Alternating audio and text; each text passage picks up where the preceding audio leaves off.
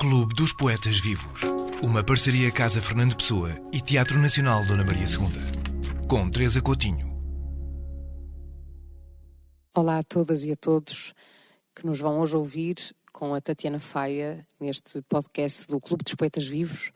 Hoje falaremos sobre estudos clássicos, sobre a antiguidade clássica, sobre uma ideia de Europa, sobre a originalidade, sobre a importância de destruir o cânon, de se arriscar, sobre o horror, como dizia a Tatiana Faia há pouco, de estar perante o poema que se vai ou não conseguir cumprir.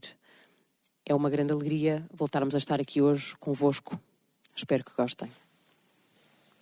Boa tarde a todas e a todos. Obrigada por estarem aqui em mais um Clube dos Poetas Vivos. É uma grande alegria voltar aos nossos encontros cara a cara.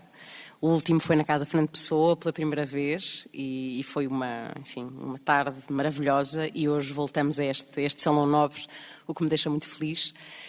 Temos hoje connosco a poeta Tatiana Faia, a quem agradeço muito ter aceito o convite.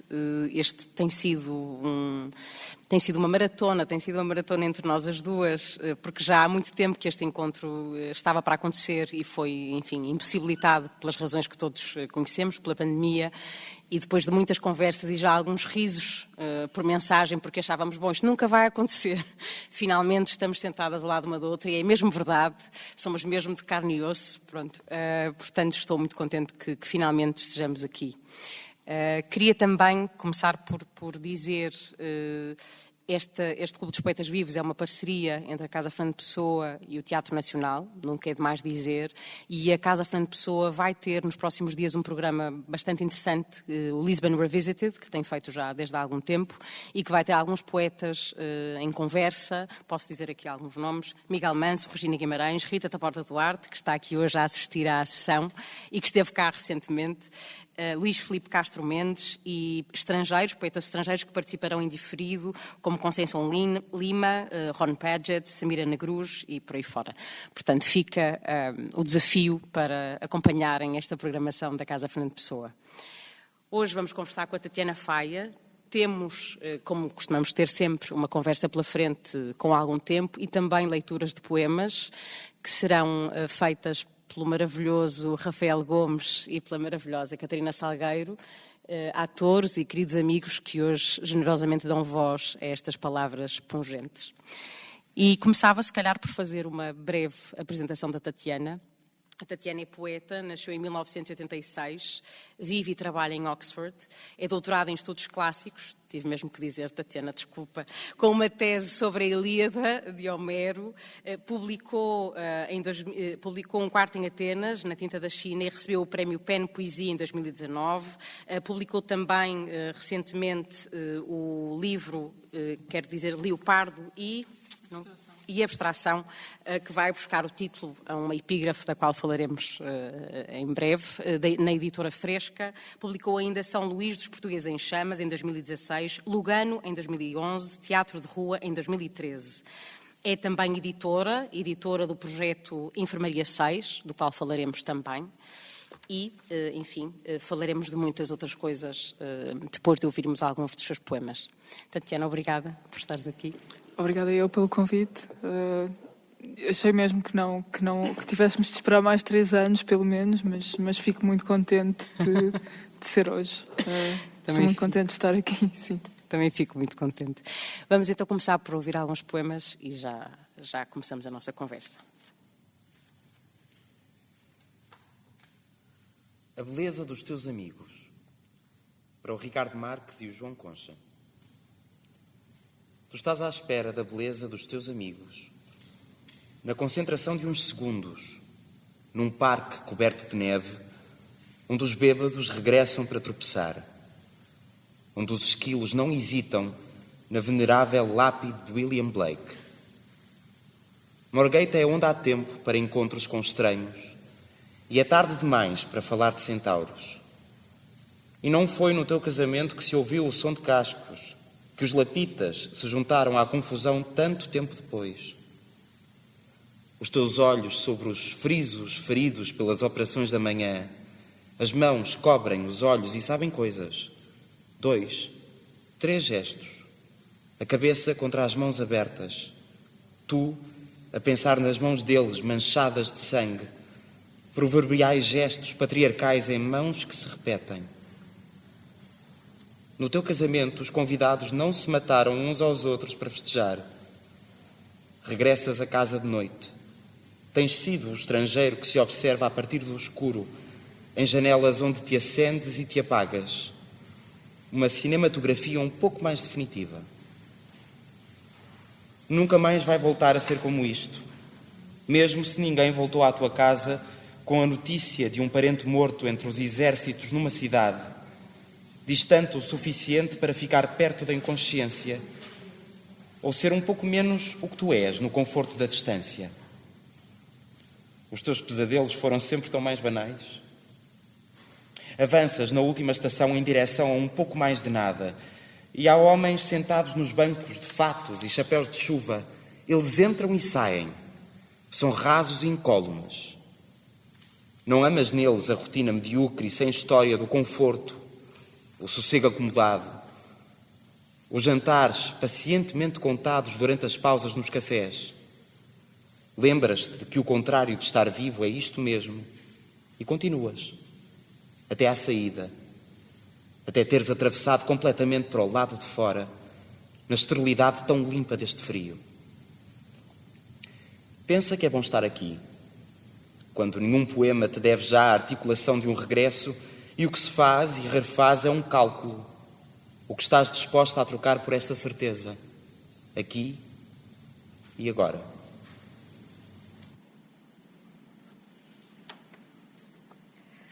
A balada de Antoine e Frosty. Esperei pela chuva de chapéu posto. Quando eles se arrastaram longamente pela linha, com o ímpeto com que milhas e milhas de carruagens vazias entraram na estação, estudei com cuidado e olhos miúpes, e sem qualquer erudição, o horário em frente do meu nariz.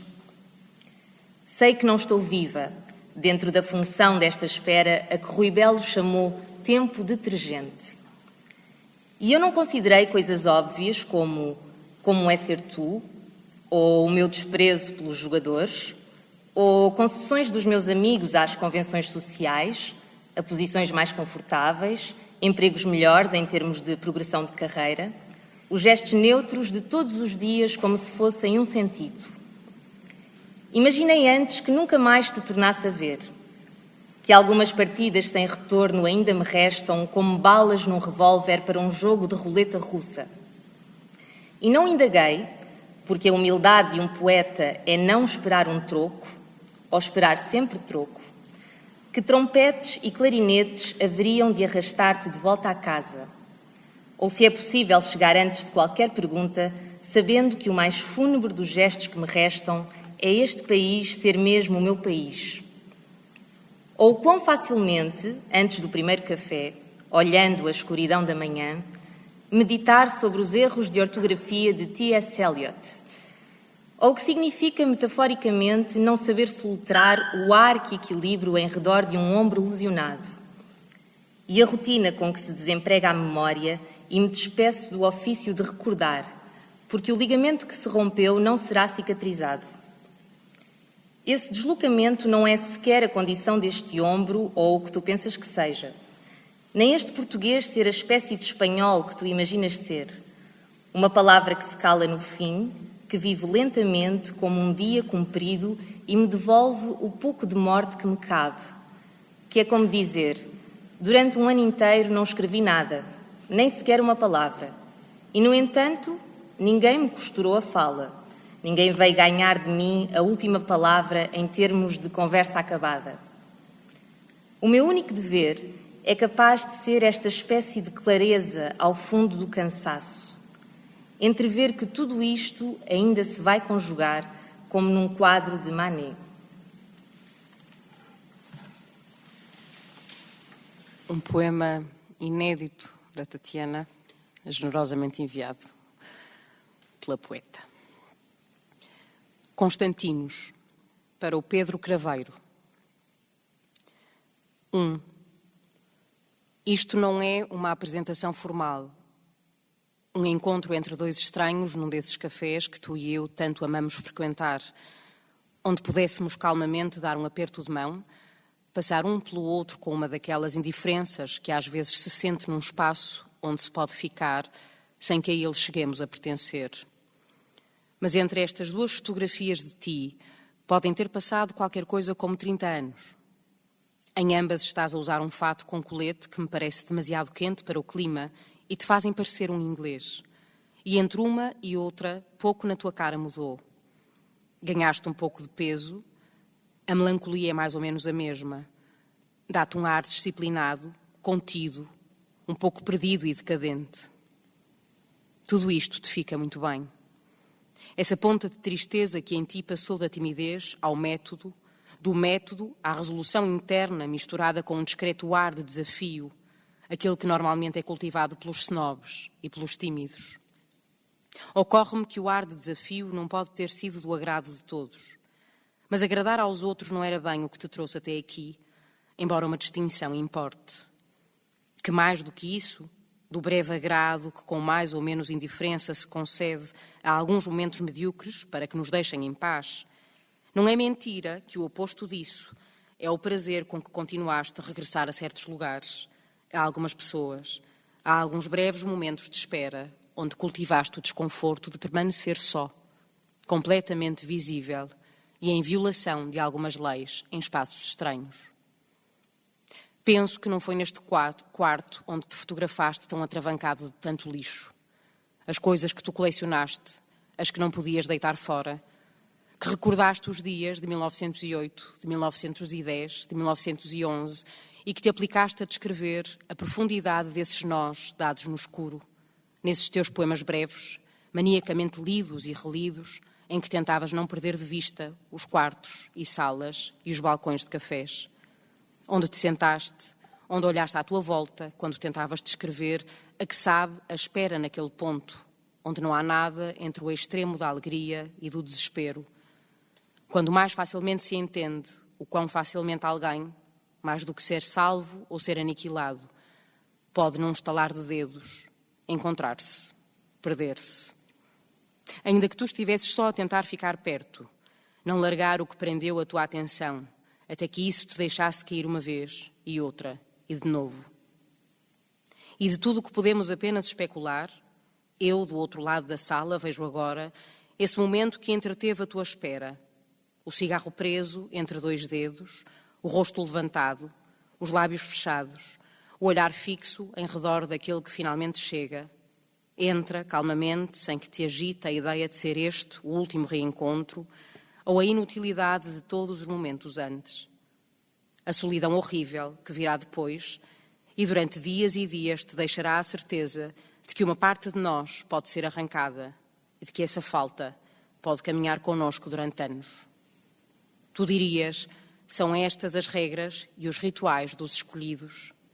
Isto, que é apenas uma leve presença tão ténue que, sendo quase invisível, exige apenas uma atenção sem medo, para que quando te virares por um momento, esse que desapareceu e regressou no espaço mínimo de olhos que se abrem e fecham, te possa olhar agora, a direito por um momento, que é o que dura o reconhecimento. Ele virou-se Constantinos e juro-te que, como nos teus poemas às vezes, toda a sala desapareceu, que não se conseguia ouvir nada para lá de um zumbido nos ouvidos, que a revelação é mínima e é muito pouca a nossa escolha perante o que é mais importante, apenas sim ou não, sem meio termo. Imagino que para ti tenha sido ao fim da tarde, no outono talvez dessa primeira fotografia, quando no último calor as romãs amadureceram lentamente. Despontavam nos campos e entre as campas, a tua vida apanhada na curva do ocaso, no decrescer da luz, na mínima celebração de salas escuras, em corpos estranhos e familiares, no barulho de chávenas e colheres em salas cheias de fumo e vozes sempre ao começo da noite, quando a energia que é necessária de nós é explosiva, dura muito pouco e vem com uma força que é a única coisa entre nós e a surdidez de não sentir nada, de vir viver nas quietas casas tumulares do inverno ou de não encarar o corpo daquele que se despiu para nadar no mar de manhã. A beleza, para lá da vergonha, da pobreza ou dessa cobardia que tentamos praticar todos os dias. a de querer minimizar o risco para viver sem dor e sem perda, e até isso de olhar sempre os outros de modo esquivo, de recusar o reconhecimento que os outros merecem de nós. Fora da imagem não se vê bem, mas suspeito que estás a segurar o relógio. Suspeito que um poeta gay de Alexandria pode ser o último deus de uma antiguidade muito tardia, da absoluta urgência do tempo. Suspeito que esse verso que escreveste sobre um corpo que se esquece dele próprio, continua a lembrar-te e continua a voltar, por favor. Quase não é um verso, quase não contém poesia nenhuma, senão o saber que quase nada é tão vital quanto isso, que apenas quase não é um verso. Oxford, 5 e 8 de novembro de 2018.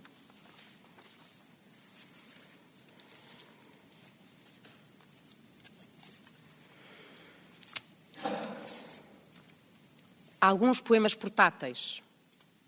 1. Entrando e saindo de livrarias de arte, tenho-me julgado civilizada.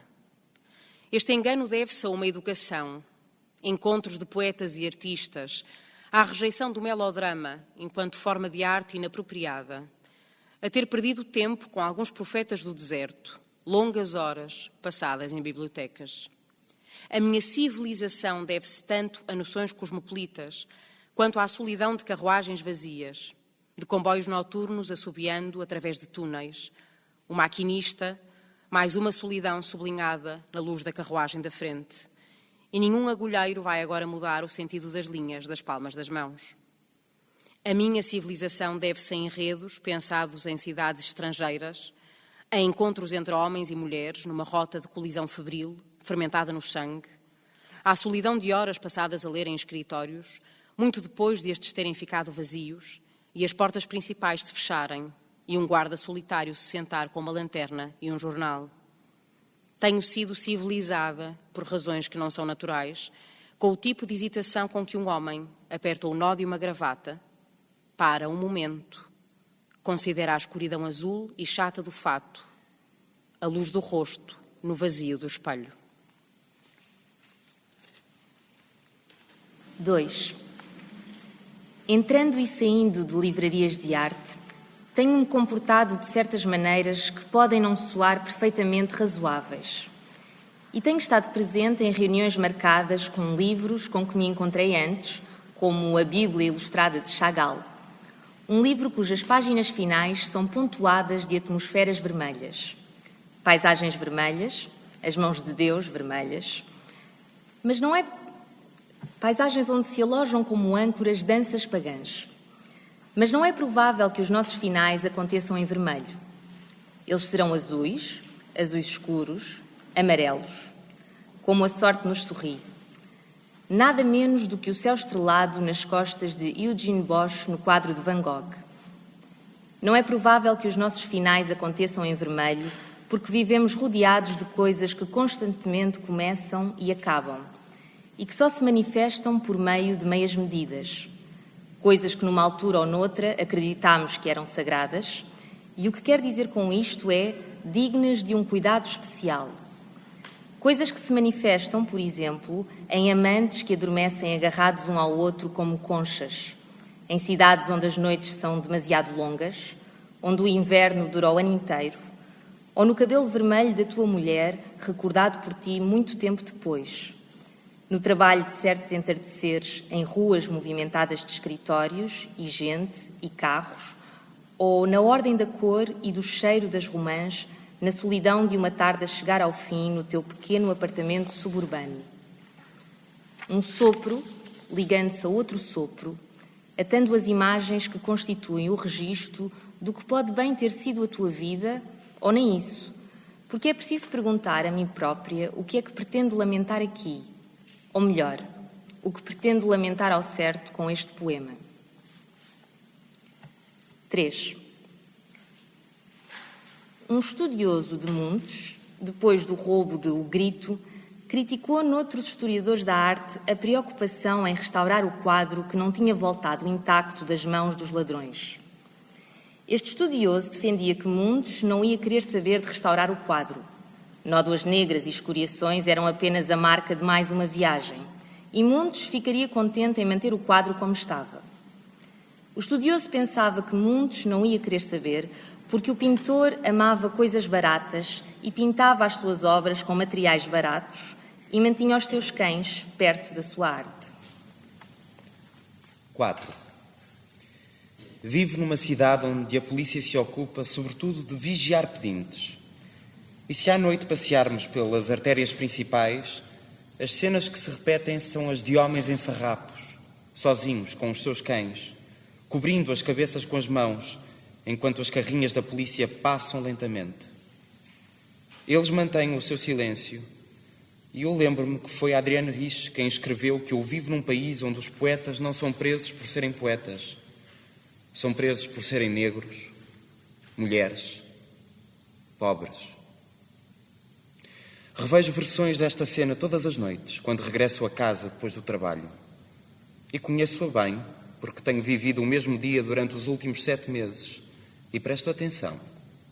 Espero pela carrinha da polícia. A Dunca, nos meus ouvidos, não me permite negar que o mundo é uma bola de vidro, que a estabilidade de cada peça depende da rotação total do globo não ultrapassar uma certa velocidade. E penso que sou responsável, sobretudo por estas horas em que me cruzo com gente na rua, em que paro de ser um agente ao serviço de uma corporação cujo Deus é previsivelmente de um verde monótono e jamais cometeria o erro de um grande final vermelho. Eu estou viva, quieta, e sou responsável por escrever estas palavras. A caneta contra o papel, o frio na cara, o som de um violoncelo nos ouvidos. Que segredo pode ser encontrado na quietude?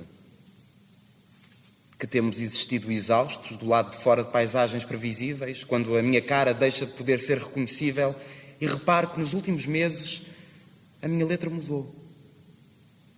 Monge pintou o grito depois de um ataque de pânico numa ponte em Paris. Um ataque sofrido na companhia de amigos. Ele dizia que o grito não representava um homem a gritar, mas um homem a tentar conter, como as barreiras fazem com os rios, o grito de tudo o que o rodeia.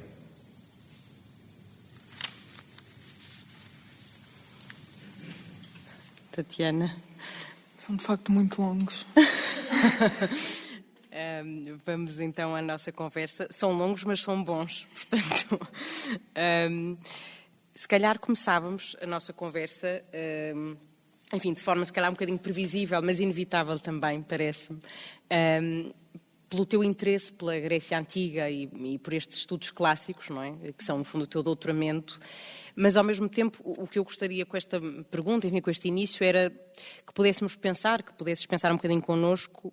Ao ler a tua poesia, parece-me que há, obviamente, ela está muito atravessada dessa influência e desse interesse, mas também me parece que é um interesse que, no fundo, serve para para tu olhares para o presente e para tu te informares sobre o presente. Há um olhar, parece-me ao mesmo tempo, não muito, não de grande reverência em relação a essa Grécia Antiga. Sim, não, isso é verdade.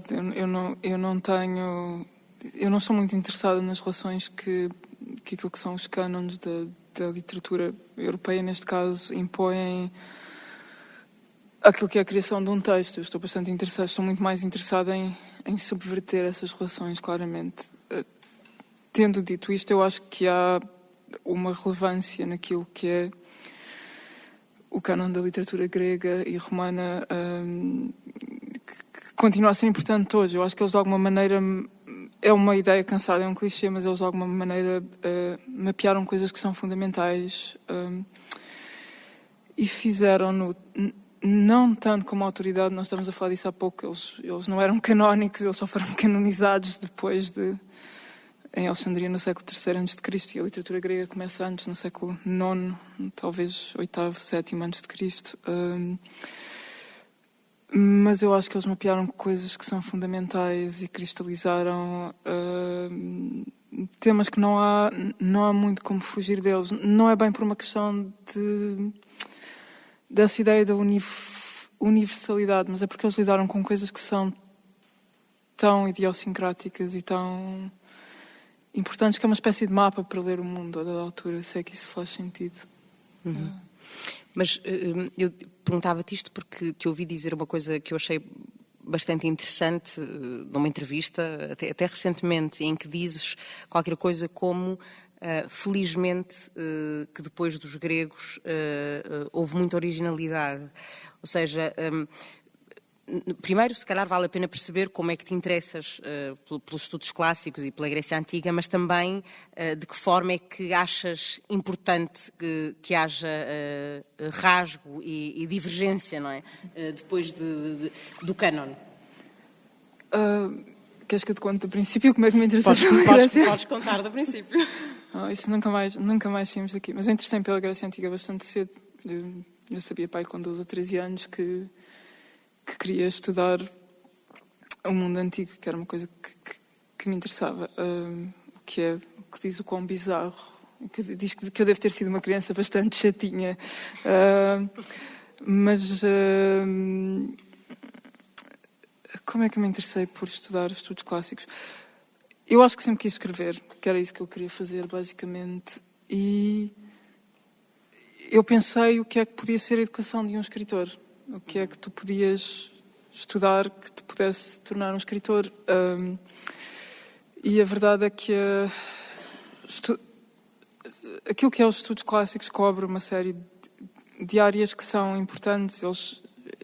É uma área de estudo que cobre a história, a filosofia, a política, a literatura, o teatro, e tudo isso me interessava bastante e vinha numa espécie de pacote, e ao mesmo tempo pensava eu que te libertava de ter de lidar, fosse com que escritor vivo fosse, para eu não ter de me medir contra um cânon que fosse... Desculpa interromper-te, mas tu efetivamente pensaste na educação de um escritor, ou seja, como é que eu me educo para um dia ser alguém que escreve e que faz isso da vida? Sim, sim. E pareceu-me que não era uma má ideia. E depois tive de estudar latim, achei que era o inferno, mas persisti porque, quer dizer, o grego veio a seguir, isso mostrou que podia piorar bastante o que veio a seguir. Mas continuará a ser, eu penso que continuará a ser uma das grandes paixões da minha vida, continuará a ser uma casa onde voltar, embora seja uma casa que se move. Hoje em dia os meus interesses de investigação têm a ver com poetas gregos modernos e poetas italianos modernos e não têm quase nada a ver com Homero. As pessoas continuam à procura de qualquer coisa que falta. Talvez tenha estudado os clássicos porque foi à procura de qualquer coisa que me pareceu que faltava. Talvez tenha sido isso. E quando falas dessa ideia da originalidade, não é? Porque eu acho que, embora isto também seja, obviamente, um preconceito, não é? Pensar na academia como um lugar onde, de alguma forma, se cristalizaram uma série de ideias e elas não evoluíram. Obviamente que a academia também evolui e está, enfim, a par com o mundo lá fora. Mas há um bocadinho essa ideia da academia como um lugar onde o cânon prevalece e é esmagador em relação ao que vai surgindo e que é mais recente. Mas quando diz isso relativamente à originalidade de quem veio a seguir, não é? Que tu dizes, felizmente, houve muita originalidade que veio a seguir e que nada tem que ver com os gregos, tem a ver com uma certa vontade ao mesmo tempo de rechaçar essa ideia de berço de tudo, da antiguidade clássica. Sim, um pouco, mas é literalmente verdade, é uma ideia que é literalmente verdade, não é?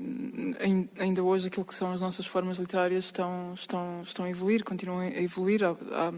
Esta poeta que ganhou agora o Nobel, a Louise Gluck, uma poeta como... Na verdade parecem ser maus exemplos porque elas duas dependem bastante do mundo clássico para aquilo que escrevem, mas em termos formais aquilo que elas fazem tem qualquer coisa a ver claramente com a invenção de um género próprio que cruza uma série de coisas.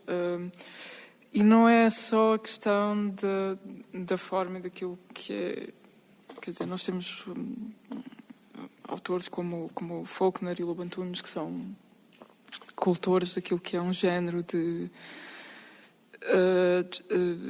como é que se chama aquele tipo de focalização em que a narrativa acontece dentro da cabeça da personagem, não é? Agora falha-me o nome. Isso é profundamente original, literalmente, quer dizer, não existia para os gregos e é até um ponto de contenção até da altura na história daquilo que é a evolução da literatura grega. Se essa ideia de consciência existe ou se é uma coisa que vem mais tarde, essa consciência interna. Eu acho que não veio mais tarde, que já estava lá, mas que aparece de outras maneiras. É preciso subverter os cânones, eles ficam cansados, é preciso procurar coisas que são originais, e quando tu és um escritor que começas e estás a evoluir, se tu és muito reverente em relação àquilo que te rodeia, tu nunca vais fazer nada de novo, nunca vais fazer nada que é teu, e então, embora tudo aquilo que se possa dizer seja sempre uma variação de algo que foi dito, se não tens nada de novo para acrescentar, para que fazer alguma coisa de todo? É tão mais fácil ler e tão mais agradável. Tatiana, a propósito disso que estás a dizer, gostava, pegando também no que disseste relativamente à extensão dos poemas, que hoje já falávamos sobre isso há bocado e fazias essa graça, os meus poemas são muito longos e realmente são, mas enfim, ao mesmo tempo há uma espécie de narrativa, não é, que os poemas propõem, e eu pergunto-me, achas que é aí que a Grécia entra, ou seja, a Ilíada, será aí que a Ilíada te visita discretamente? Se o meu objetivo é escrever um poema do tamanho de uma épica, não, às vezes passa-me... Eu sou uma pessoa, claramente, eu tenho muita dificuldade em saber onde é que um poema termina. Os editores bastante competentes da Tinta da China que passaram pelo processo de edição desse livro, eles sabem que há muita coisa que foi cortada, porque às vezes é muito difícil dizer onde é que tem de parar. E eu demoro algum tempo a perceber, e há coisas que é preciso deitar fora, que não podem ficar.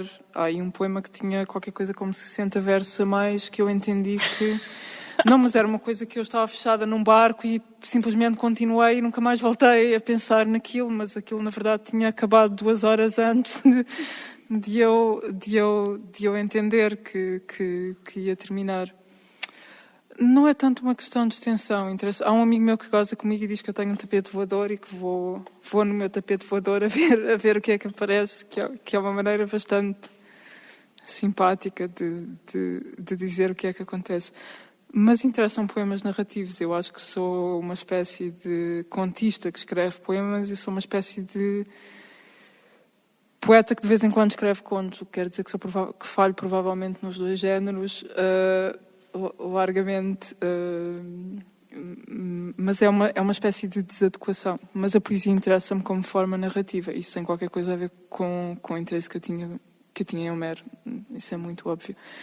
Sobre a questão da originalidade, há um poeta grego que é o Seferis, que os gregos tiveram de aturar muito mais a questão do cânon do que nós, e o Seferis tem um poema em que diz: acordei hoje de manhã com esta cabeça de mármore pesada no meu colo e não sei onde a pôr, e é uma boa imagem do peso daquilo que é uma tradição literária e do quanto ele se quer livrar dela.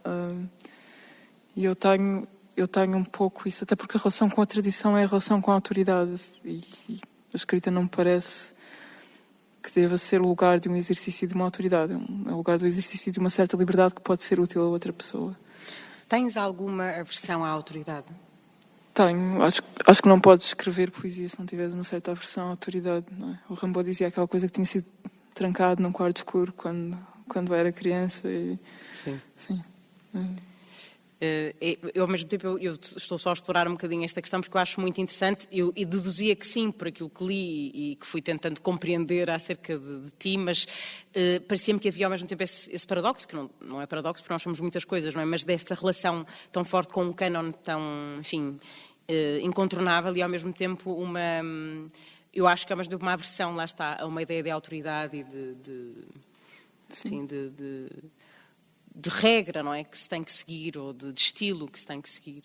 Mas falavas do escritor que, enfim, que escreve porque à partida quererá escrever qualquer coisa nova, ou pelo menos qualquer coisa que seja, enfim, esta palavra se quer um bocado ingênua, mas genuína, não é? Mais do que nova, genuína. É uma coisa que está à cabeça daquilo que tu escreves, ou seja, que te preocupa quando escreves. Não me preocupa particularmente a ideia da novidade. até porque, quer dizer, há gente a escrever desde o século oitavo. Portanto, não me preocupa muito a ideia da originalidade, mas preocupa-me talvez a ideia de que tu podes mostrar uma coisa de um ângulo que te faz estranhar uma coisa que é uma ideia recebida de alguma maneira. Isso não é só a função da arte, é a função da poesia, é a função do teatro, é a função da pintura. É essa primeira visão de estranhamento que na verdade deve acontecer sempre com um bom texto, não é? Tu entras e ele tem o seu próprio campo magnético e tem o seu próprio campo de forças, e mesmo que não seja necessariamente algo original, há um ângulo sobre o qual tu nunca tinhas pensado naquilo. No meu caso, esse ângulo chega por acumulação e por... escarafunchar é um mau verbo, mas é um pouco isso. Desgastar até tentar entender porque é que certa coisa me incomodou daquela maneira. Eu às vezes... Eu tenho uma ideia... Eu só me percebo que dada coisa vai ser um poema muito depois. Eu vi qualquer coisa e passo bastante tempo a pensar naquilo e depois vou pensar noutras coisas. E muito mais tarde eu entendo que aquilo era um poema e que eu não tinha entendido isso antes. Até foi engraçado... Estes dois poemas que vocês escolheram para ler, os dois primeiros, é engraçado porque eles foram os dois escritos exatamente no mesmo sítio. E o segundo desses poemas, que é a balada de Antoine e Frosty, era para ser o último poema do livro. E aconteceu uma coisa muito engraçada. O Pedro Mexia, que é o editor da coleção da Tinta da China, ele é um leitor muito bom de poesia. E eu escrevi o último poema do livro para aí 2 ou 3 meses antes de começar a escrever o livro, e o livro demorou-me para aí 2 ou 3 anos a acabar. E eu tinha escrito bastantes mais coisas depois de... E ele disse-me há qualquer coisa neste poema, como o último poema, que não funciona. E eu achei montes de piada aquilo, porque, na verdade, aquilo era o último poema apenas artificialmente e não ficou o último poema do livro. O último poema do livro ficou a ser um dos últimos poemas que eu tinha escrito. Não é o último, mas era um dos últimos. E por acaso achei engraçado a escolha destes dois poemas, porque eles de facto foram os dois escritos no mesmo sítio, com poucos meses de diferença, e é numa estação de comboio o sítio onde eles foram escritos. Era um comboio que parava numa estação e que ficava muito, muito tempo parado naquela estação, e eu sabia que ele não ia oscilar para eu conseguir escrever, e escrevia aquelas imagens muito à pressa. E um desses poemas eu até o perdi e tive de o reconstituir de memória, porque escreviam nas notas do telemóvel e depois parei de usar notas do telemóvel porque não ficou guardado. E quando cheguei a pensar, eu tinha escrito um poema muito bom e cheguei a casa e depois tive de reescrever um poema que não era tão espetacular como aquele que eu me recordo que escrevi originalmente. Meu Deus, que frustração. É muito frustrante. iPhone 6 nunca mais. Tatiana, falaste do lugar onde escreveste os poemas, e no Quarto em Atenas isso também acontece, e no Leopardo e Abstração também. O Leopardo e Abstração é este livro da Tatiana que saiu na editora, na Fresca, em 2020, e em muitos dos poemas há, ou quase todos, tu no final pões o lugar onde foram escritos e a data. E eu gostava de perceber porquê, ou seja, ao ler, eu encaro aquilo como quase uma parte do poema, como uma informação que tu me queres dar e que me situa a mim enquanto leitora relativamente àquele poema, não é? Há qualquer coisa que tu queres dizer sobre as tuas circunstâncias, parece-me a mim. Sim. Isso por acaso até começou por uma questão de epigonismo que, em retrospectiva, me irrita. A pessoa no cânon da literatura portuguesa que punha o lugar e a data era o cena. Ele fazia isso com quase todos os textos que ele escrevia, porque ele tinha a ideia de que era uma maneira de dar testemunho do seu próprio momento histórico, de alguma maneira, que era essa a ideia dele. Para mim tornou-se prático, porque eu gosto de me lembrar, eu gosto mais ou menos de saber. Eu devo dizer para os biógrafos futuros que esquadrinharão essa questão do local, que muitas vezes... Muitas vezes o local não é necessariamente o local em que o poema foi escrito. É o local onde a ideia me surgiu, não é nem o local nem a data onde o poema foi escrito. É o local onde a ideia do poema me surgiu e onde eu consegui mais ou menos escrevinhar as primeiras linhas. Às vezes está certo, outras vezes... Isto sairá em podcast, portanto os biógrafos do futuro poderão encontrar esta informação valiosa. E poderão ocupar-se de tentar descortinar se aquele poema que foi escrito em Nápoles foi mesmo, de facto, escrito em Nápoles. Pode ter sido ou não. Mas às vezes eu tento equilibrar, e quando é 2 sítios, quando começo num sítio e venho com dois locais e 2 datas. E há um no Lipardo e Abstração que é muito engraçado. E eu juro que esse não é mentira, que eu não me estava a armar em engraçada para especulação futura, mas há um que tem uma data de 2 anos de diferença e é verdade. Eu nunca consegui ver o final daquele poema até eu escrever 2 anos depois. E até houve muito tempo que eu pensei, mais valia apagar o arquivo porque eu nunca vou conseguir acabar aquilo. Não, quer dizer, não me vai ocorrer o fim daquilo. Mas, portanto, tiveste o poema por terminar durante 2 anos, é isso? Escrito a meio durante. E voltas aos poemas? Isso quer dizer que voltas frequentemente? Às vezes é só para sentir vergonha e entender que, quer dizer, que aquilo de facto não era lá grande ideia, mas sim, volto, às vezes volto. Não, eu não sou, há poetas que são, mas eu não sou de facto, eu sou bastante descuidada desse ponto de vista. Essa coisa que eu dizia nesse poema do Munch, que mantinha os cães junto à sua arte e não se preocupava muito com... Eu também sou assim, eu não me preocupo muito, até porque eu não estou a tentar fixar absolutamente nada. O que me interessa é escrever o que vem a seguir. E às vezes eu fico impaciente durante os processos de revisão, até porque eu tenho bastante prática de rever os textos de outras pessoas numa série de registros.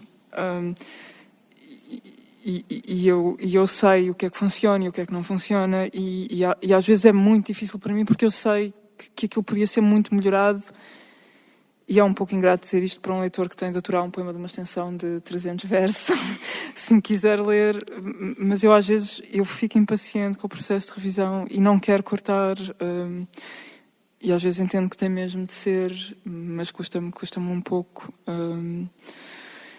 Porque sinto que se a poesia é uma maneira de fixar um certo... Isso é o outro lado que a poesia tem, é a maneira de fixar um momento que de outra forma seria completamente anónimo e por isso seria, de alguma forma, apaga esse registro e refaz uma coisa que é uma imagem e que é uma imagem para efeitos de a tornar mais agradável ou menos estranho ou de a melhorar. Isso talvez, se não conseguimos fazer melhor no momento, talvez deva ficar assim. E até porque os nossos críticos que querem dizer mal de nós devem ter algum material para... Biógrafos e críticos, atentem a esta conversa.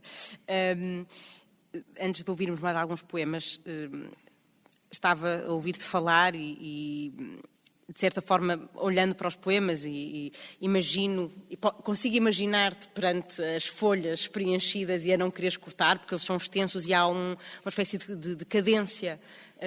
Mas, ao mesmo tempo, pergunto-te, não sei se é uma pergunta a que vale a pena, na verdade, responder. Estou a inventá-la agora, mas estava a pensar, simultaneamente, eu associo, não é, essa ideia de cadência e quase de verborreia, passo a expressão, que não é uma expressão muito, mas a qualquer coisa que poderá ser muito pessoal e muito sobre o eu, não é? Aquele que escreve. E, de alguma forma, os teus poemas, na verdade, são muito sobre aquilo que tu vês e o teu exterior, o teu entorno, não é? Portanto, pergunto, ou seja, é uma urgência de narrar aquilo que tu vês e de um bocado como a Adrienne Rich diz, não é? Do privilégio verbal e da responsabilidade que tu falas no poema, é uma noção também de responsabilidade que te obriga a dizer tudo. Não tanto sobre ti, mas a ocupar a página em branco sobre os outros. Não é, até porque eu consigo escrever poemas curtos, eu sou capaz, parece incrível, mas eu consigo, e às vezes faço isso quando quero gozar comigo própria. E eu reconheço até que há uma função de elipse em poesia muito breve que é extraordinária e que me interessa bastante. Mas é por uma questão de exatidão, é quase uma questão de honestidade. Esse poema alguns poemas portáteis, essa coisa que eu narro de ver os pedintes na rua, que a polícia os manda parar.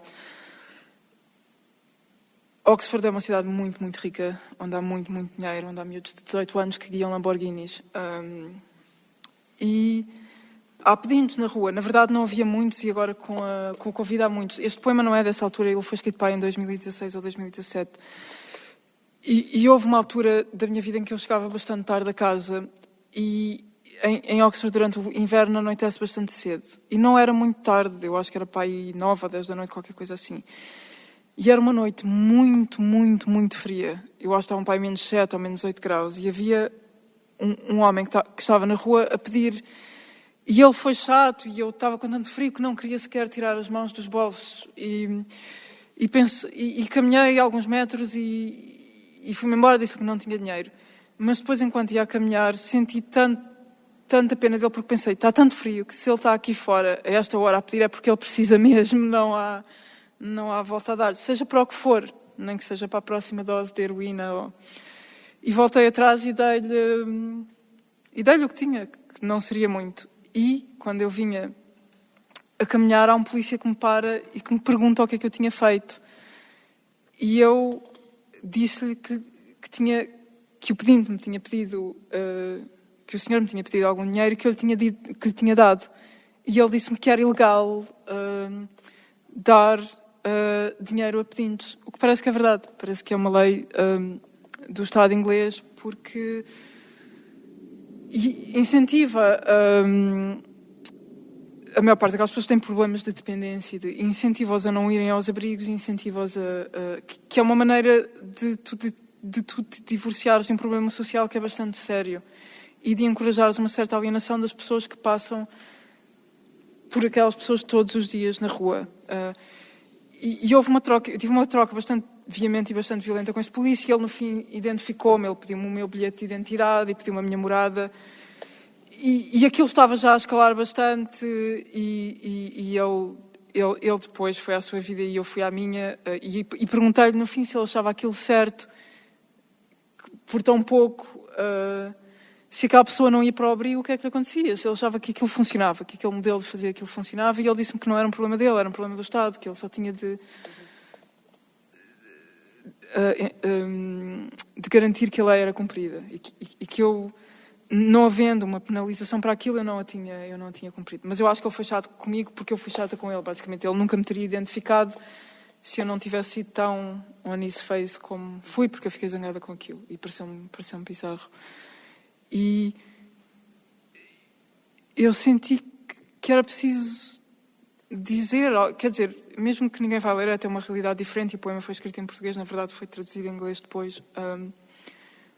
Mas eu senti que se ninguém escrevesse sobre aquilo, aquele momento ali morria, quer dizer, e é preciso parar e pensar sobre aquilo, é preciso estranhar aquilo. O Montale, eu acho que há um poema do Montale, do poeta italiano, que está na sombra desse poema, porque ele tem um poema em que diz que sente pena de todos os pedintes, até daqueles a quem nunca deu dinheiro. E eu tenho bastante noção do meu privilégio, portanto, pareceu-me que era uma maneira de fazer alguma coisa, não podendo fazer nada. Obrigada, Tatiana. Eu agradeço-te, porque acho que o que acabaste de dizer é transversal, e é transversal diz respeito à literatura, mas diz respeito à arte e ao teatro e, enfim, a uma série de coisas. Aquela senhora é a Júlia e está a ir-se embora porque deve estar a passar-se alguma coisa.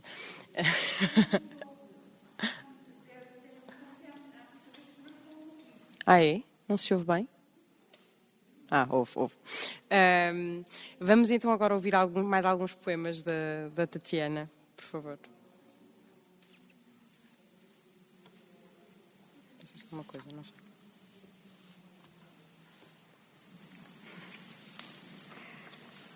Bailey, Western Road, 2002-2016. É verdade que não me lembro da última vez que te vi. E acho até que me encontrei contigo depois de terem anunciado a tua morte. E penso que o teu fantasma vai ser completamente como tu, evitando, no entanto, sair em dias de chuva e espojar-se na lama do passeio. E imagino que virar esta esquina sem a possibilidade de te encontrar nunca mais seja virar esta esquina. Neste bairro cheio de pianos, os músicos sentam-se nos seus bancos, vestidos nos seus melhores fatos de performance. São instáveis estas salas, e eles acomodam-se em bancos de vidro e tocam marchas de despedida, e pedimos-lhes que não sejam fúnebres.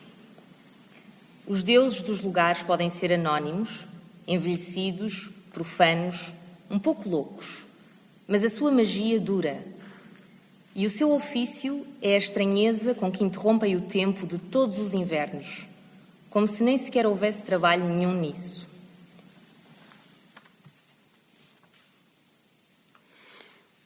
Mulheres em sapatos difíceis. Uma parte de Londres arde, enquanto esta mulher, que não é jovem nem bela, ajusta à minha frente as correias das sandálias. Um eco dos seus passos povoa a profundidade dos corredores. São 4 da manhã, num aeroporto qualquer, e este lugar de partidas e chegadas está diante dos meus olhos, como um antigo teatro romano. Esta cena desenrola-se apressadamente. Um breve furo na ficha em branco da manhã que desce. Não hei de ver a luz do dia durante muitas horas. Acima das nuvens imagino um alpendre posto a muitas milhas do chão, a uma velocidade de cruzeiro. É barata a minha travessia, que acontece no breve anonimato de uma metrópole, enquanto milhões dormem e poucas luzes estão acesas. E eu penso sobre andar de bicicleta nas ruas de São Paulo, cidade onde nunca estive, e reparo que são indiretos os caminhos dos lugares que viajam no sangue. E claro, o teu coração afoga-se na brancura do papel, no colarinho da camisa, na promessa de algumas palavras escrevinhadas a negro, rápidas como os vultos que diante da janela se movem. Junho fecha as asas rápido como um pássaro, atordoado pela notícia de mais um inverno precoce. O seu equilíbrio numa só pata, enquanto à tua volta eles desfazem os nós das gravatas, mastigam em silêncio os seus hambúrgueres. O tempo só para de existir à sexta-feira à tarde. Ele, cujos modos são tão anódinos, que nunca diria uma palavra que comprometesse, isto é, que ferisse, mede agora a distância entre os polegares e o pescoço. Ao desapertar o nó da manhã em redor do pescoço, tu queres libertar-te dele e do dia. Queres um lugar onde os gaúchos não voltem para falar das suas facas. E Inglaterra é um poema que ainda não escreveste. Tu ias dizer-me em algum ponto que era imaculado o amor dele, como estações de comboios ladeadas de verde, com previsão de lagos ao redor, ou a fome estampada nos olhos, no instante antes de comparecermos, antes de começarmos com fome laboral a devorar o jantar.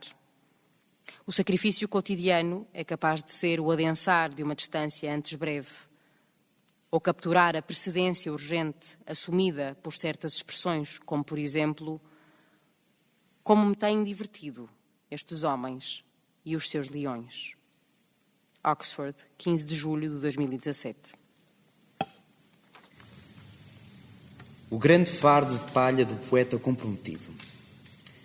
Tinha escrito um poema tão gratuito que não valia sequer as calorias gastas no movimento dos dedos sobre as teclas do computador. Elencava as mais dolorosas notícias do dia, para descair na mais particular dorzinha mediatizada de um eu visionário tão comprometido com o real que a sua fotografia surgia acima desta meia dúzia de versos anémicos, ou numa sexta-feira à noite.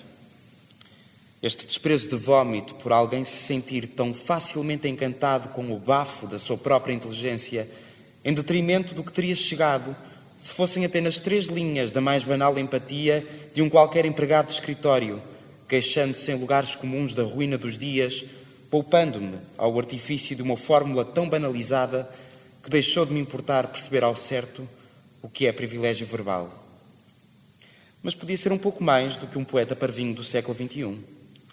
Passar a pente fino o Global News Podcast por falta de um assunto mais popular do que o espartilho limitado de mais um poema ou a impressão evidente de que podia ser isto, ou um saco de batatas, ou mais um principiante sucumba à baleia branca da inspiração, sacrificando toda uma inteligência de leitor para nos sentirmos todos contentes com mais um que desceu ao Hades, agradando tão inconsequentemente a homens, mulheres e animaizinhos.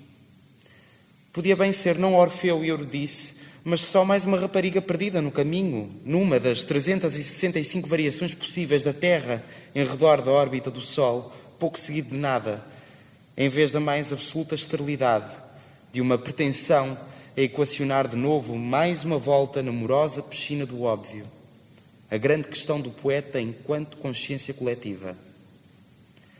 Tanto e tão bem intencionado ardor muito me tem anestesiado em versos cada vez mais despidos de significado. Mais um gênio tão original sucumbe ao lado mais sedutor do prosaico, na certeza de que o seu ímpeto nos conduzirá a todos, ovelhas à beira do precipício, ao sorriso satisfeito de uma verdadeira revelação comum. Por exemplo, de que nenhum de nós, quando isto não é mais do que entretenimento, vale nada. Oxford, 10 de setembro de 2016.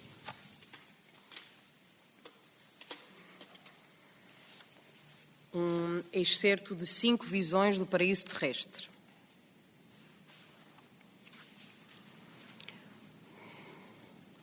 Um homem não perde uma cabeça por esta poder ser cortada no cálice de uma flor. Um homem perde a cabeça, mesmo se o seu nome continua a ser o seu nome, e não um rio gelado a apagar-se dos percursos da infância, onde os barcos se colam às pontes, se perdem na letargia azulada dos caminhos e assomam em noites que podem durar uma estação inteira. E eu não tenha falhado o encontro para assistir à ausência daqueles que tenho amado. Partidas definitivas, todos os dias, interrompem os amigos mais próximos. Entram pela sua fala e ela deixa ver a profundidade que se abre a partir de dentro e inunda os timbres das vozes, até elas se afundarem numa linha que cai em mais ligações. E o regresso que daí virá é ainda uma flor desconhecida, de uma estação demasiado tarde, demasiado longe. Um pedido que não pode ser feito, porque ninguém existe apenas para te salvar de estar vivo. E o medo da solidão precisa de ser alimentado todos os dias, um pouco, para que, como um medíocre, não julgues que ganhaste o amor cego dos outros. E este regresso pode bem ser a tatuagem que não receberás mais tarde, a cara que ainda não mereceste, onde o teu amor falhou, era só preciso isto, o peso de uma força cega.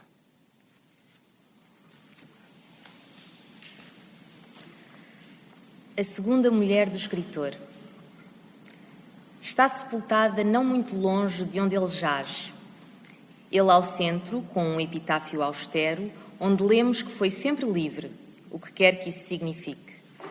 Uma cruz de madeira e corda marcam o lugar e ao centro um alto túmulo de pedra negra. O escritor voltou para ser sepultado no lugar onde nasceu, mas de onde partiu na juventude para nunca mais voltar. A nostalgia da ilha habitou os livros e os cadernos. Apaixonadas tentativas fixaram em tinta negra a identidade e as suas destruições. A segunda mulher do escritor jaz discretamente não ao lado dele, mas a um canto do jardim. O epitáfio inclui apenas o nome e o tempo de uma vida que foi precisamente centenária. A segunda mulher do escritor sobreviveu-lhe. A primeira, no entanto, continuou a usar o nome de casada muito depois do divórcio, que se deu não muito depois de o escritor ter travado conhecimento com a segunda mulher.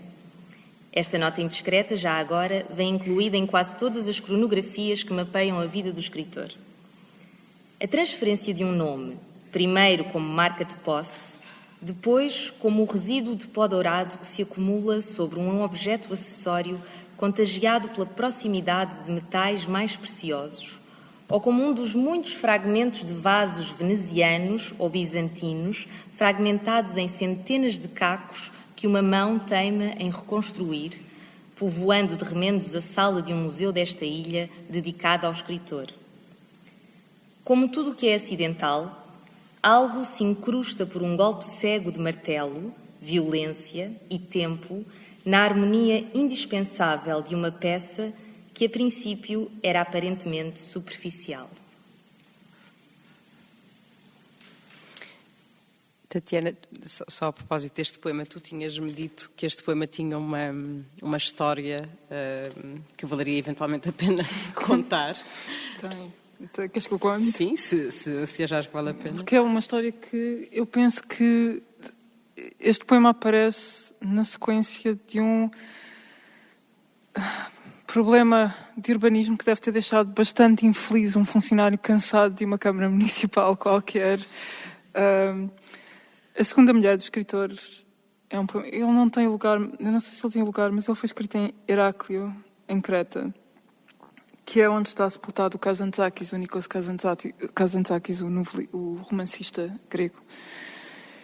E o Kazantzakis está sepultado no topo de uma colina e tem é um monumento a ele, é uma campa profundamente sóbria. O Kazantzakis, ele não viveu em Creta quase tempo nenhum da vida dele. Ele saiu muito cedo e ficou sempre com o fetiche de Creta. Quase toda a obra dele é sobre Creta de alguma maneira. O Kazantzakis teve uma primeira mulher, como o poema explica, e teve uma segunda, que era a Eleni Kazantzakis, que viveu 100 anos, uma boa parte deles ao lado dele, e ela está quase como um animal de estimação sepultada ao canto do jardim, numa campa um pouco mais discreta, o que é profundamente bizarro. Profundamente. E eu não sei ao certo se é um poema sobre misoginia, sobre o que é a importância de um escritor que é um símbolo absoluto de um país, que é o caso do Kazantzakis, e desse país, que é um país dentro de um país que é Creta para a Grécia, o que é a vida de uma mulher que tem de viver com um grande gênio, que é o caso de Eleni Kazantzakis, mas pareceu uma metáfora que era uma oportunidade que não se podia falhar. Eu olhei para aquilo e pensei, isto é um poema claramente. E na verdade pouco sabe-se muito da vida do Kazantzakis e muito pouco destas duas mulheres, e aquilo que eu digo é literal no poema, a coisa de todas as cronologias apontarem o facto de que eles conheceram e que depois o divórcio da primeira mulher acontece, etc.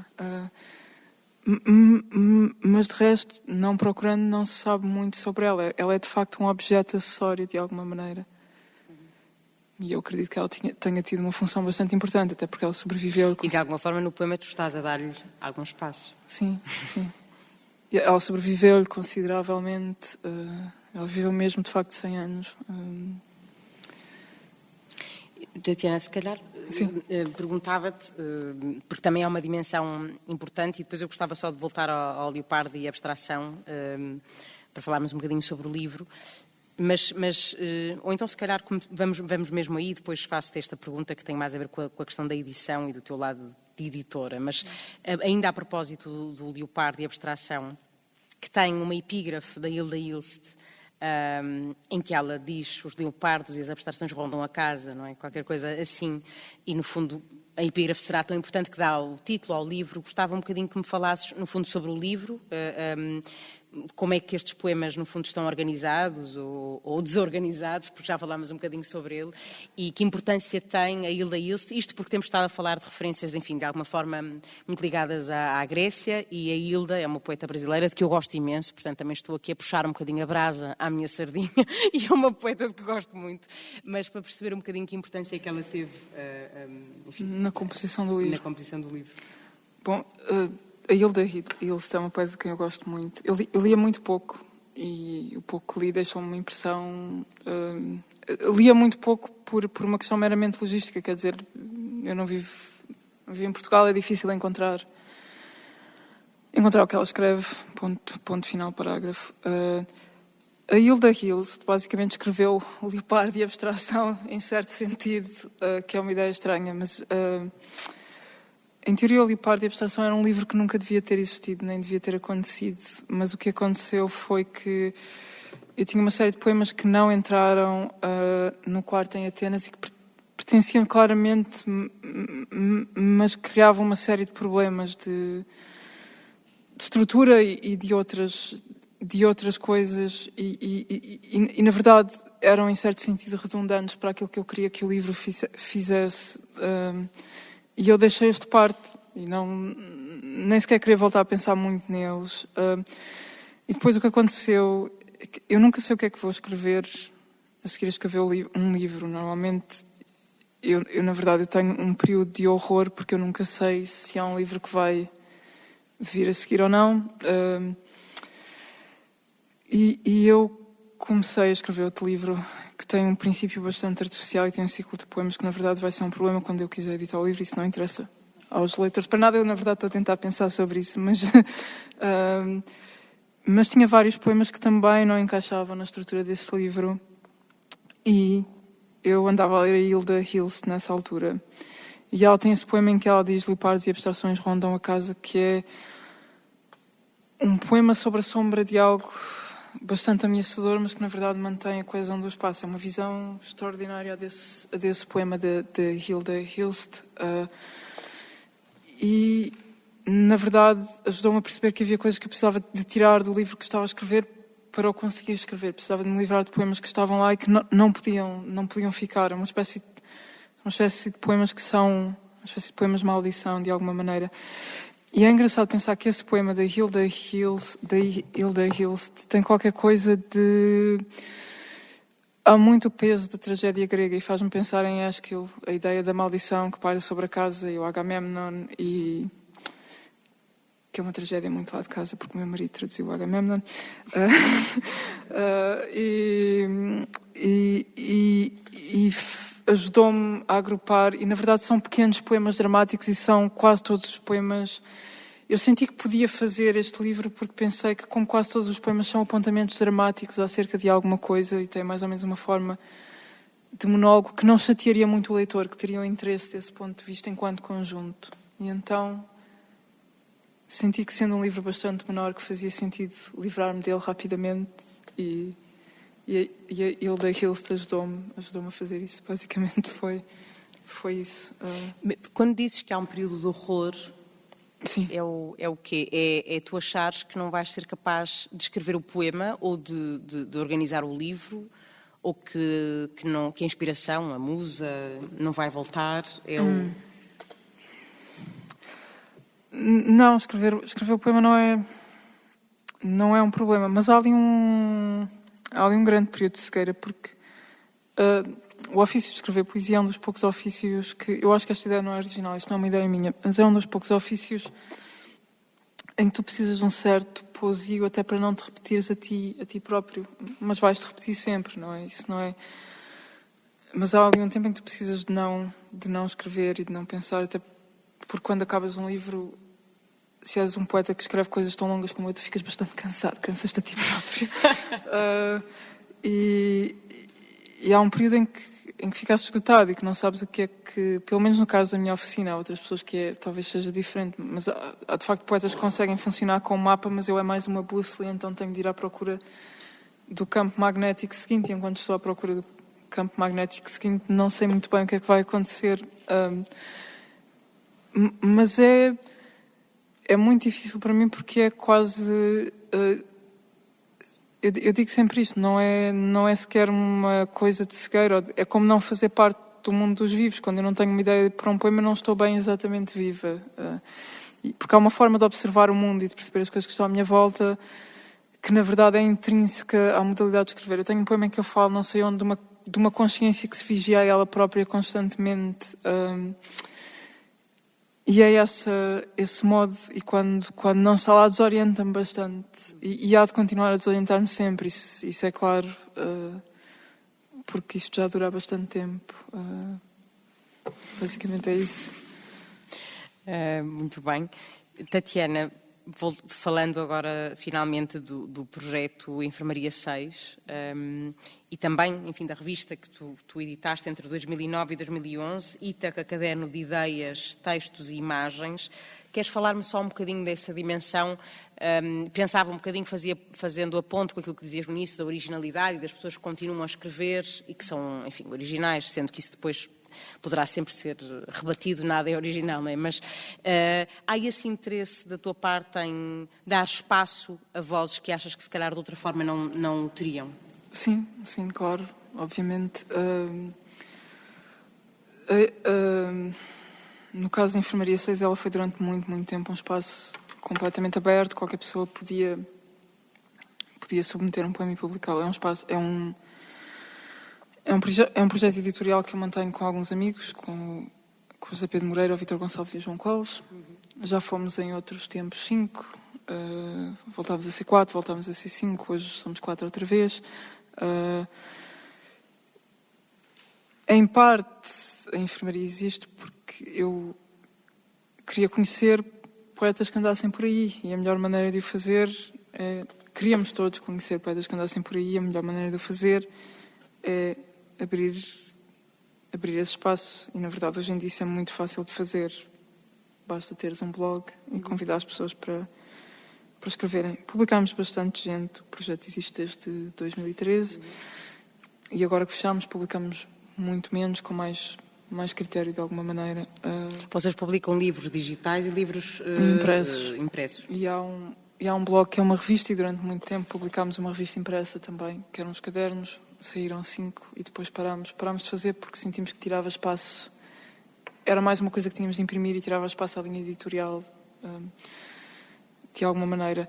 E tornou-se uma espécie de ponte entre poetas portugueses e do Brasil, sobretudo. Enquanto esteve aberto, foi bastante interessante, porque conhecemos muita gente que muitas das pessoas, eu tenho um pouco a consciência que elas publicaram ali um poema e talvez nunca mais publiquem nada. Porque nós tínhamos muitas vezes essa discussão. Nunca é um problema para um editor um poema que é muito mau, um poema que é muito bom. O problema é tudo que cai no meio. Sério? Sim. Isso é surpreendente para mim, não imaginava. Ou seja, o problema é aquilo que não é uma coisa nem outra e que não tem de alguma forma Sim, e como é que se tu tens um site como nós tivemos durante muito tempo, era atualizado diariamente, e o teu objetivo é publicar qualquer coisa todos os dias, o que é que tu publicas exatamente e como e porquê? Nós vimos coisas incríveis, absolutamente incríveis, para o bem e para o mal. Mas... O que é para o bem e para o mal? Não vou elaborar porque... Mas o problema é... Porque seria injusto de alguma maneira. O problema não é quem escreve muito bem e tem técnica e tem... Não é um dilema. Tu recebes um poema muito bom e queres publicá-lo e acabou. Mas tu tens muita gente que escreve coisas que têm uma qualidade suficiente para encontrar a fasquia da noção de que seria justo editá-los porque há ali qualquer coisa de interessante, mas talvez não seja assim tão relevante, pelo menos para as pessoas que são os editores do sítio para onde estás a mandar aquele texto em particular. Isso acontece a todos os autores, acontece-me a mim, acontece aos autores que nos submeteram, só não acontece a quem não publica. E é muito, muito difícil decidir às vezes, porque há ali de facto qualquer coisa. Eu lembro-me que houve uma vez um autor que nos mandou um poema, ele mandou-nos vários, e nós discutimos aquilo, e no fim decidimos para aí 3-2, ou lá o que é que foi, que aquilo não ia...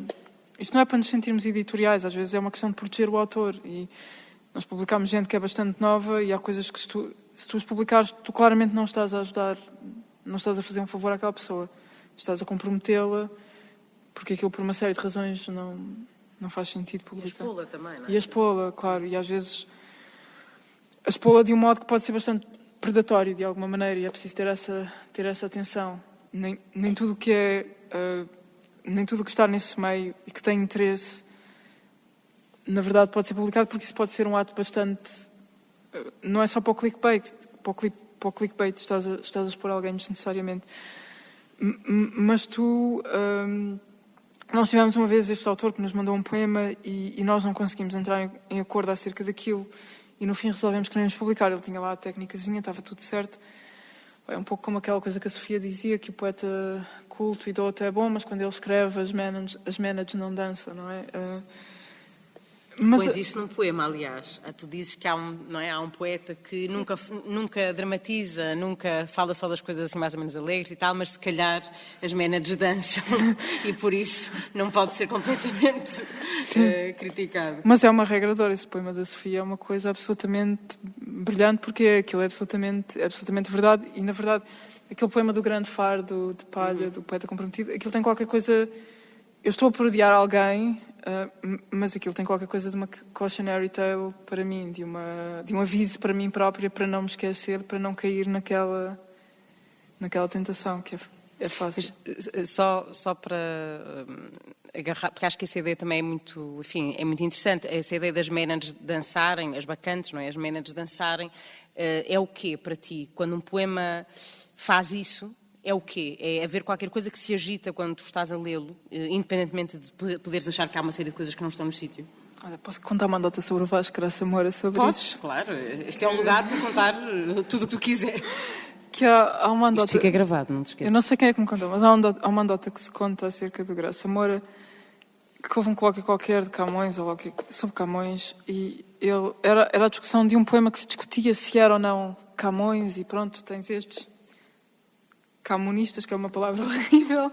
Todos... Quase camionistas, que é horrível, não é? Temos que dizer muito bem para não parecer que estamos a dizer camionistas. Tens um bando de respeitáveis camonistas, todos dentro de uma sala, os melhores mentes de uma geração que pensaram sobre Camões, a discutir se um determinado poema lírico é ou não de Camões ou de outro pobre diabo qualquer que, na verdade, soou bastante como Camões.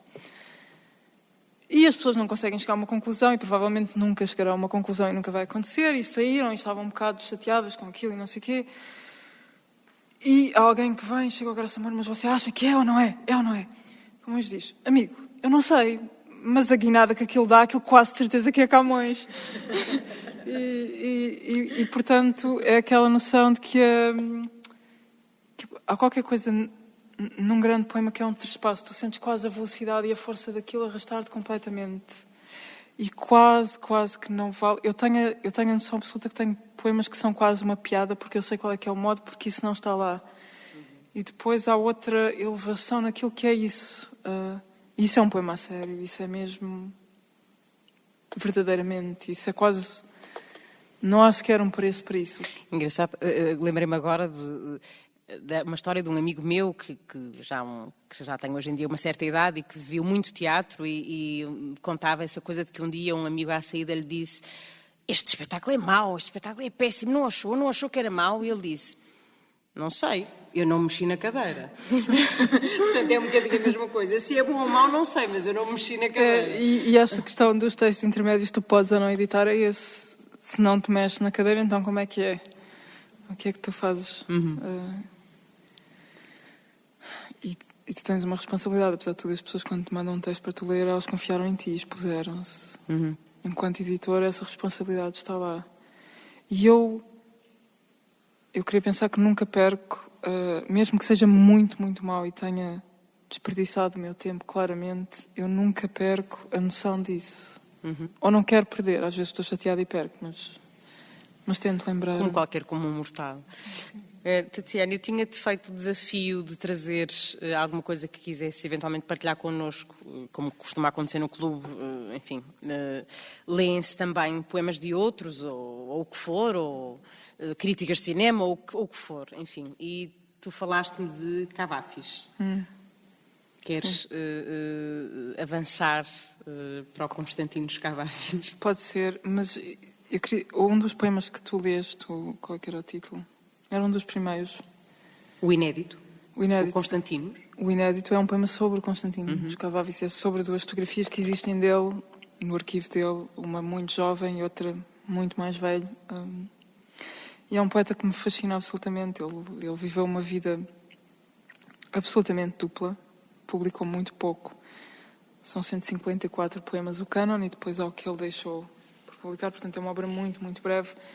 Ele podia ter sido muito, muito mais famoso do que foi. Ele, na verdade, escondeu-se e resistiu até morrer a ser editado em Inglaterra pelo Foster e pelo T.S. Eliot por uma série de razões. E é claramente o caso, para mim, de um poeta...